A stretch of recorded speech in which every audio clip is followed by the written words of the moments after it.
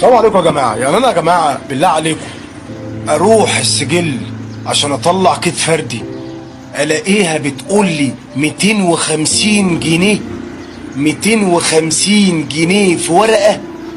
وعهد الله انا اتصدمت، انا تنحت كده. 250 جنيه في ورقه. قلت لها هي الورقه دي ذهب؟ الورقه دي مطليه ذهب او مطليه فضه؟ او القلم اللي معاكوا ده ممضي من نابليون؟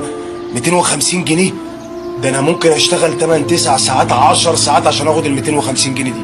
ففي ال10 ساعات اللي انا شغال فيهم اضيعهم في ثانيه في ورقه؟ ايه يا جدعان؟ ايه يا جدعان؟ ايه يا جدعان؟ لا ده يا جماعه معلش. قلنا بقى الرئيس صح والحكومه صح والدنيا صح وان احنا محافظين على كل الكلام ده حلو واعترفنا وتمام، انما وبعدين انا عن نفسي، انا كواحد ما لسه مش نيلتش اتجوزت، انا مكفي نفسي بيطلعوا اللوح بالعافيه بالاكراه. انما كده كتير يا جدعان. وبعدين يا جدعان يعني طب ما هو انت ماشي، انت مأمن دنيتك ومحافظ على حكومه ماشي، طب واحنا فين؟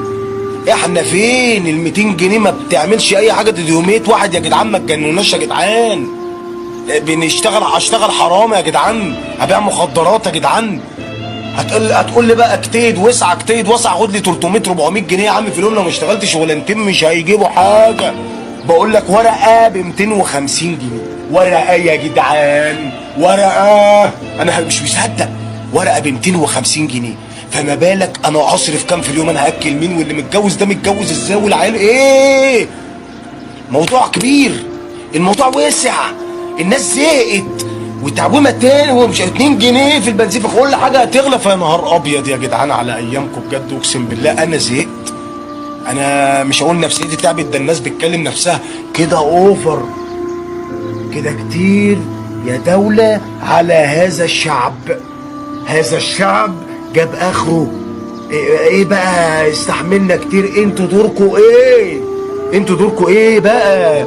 لو انا كأني بضحي من اجل اخويا النهارده وبكره وبعده وبتاع، لا لازم اخويا يشيلني. كفايه بقى. ايه دوركوا؟ هتعملوا ايه؟ هتحلوها ازاي؟ اتصرفوا. ده ما احنا كشعب اتخنقنا، احنا كشعب قضينا.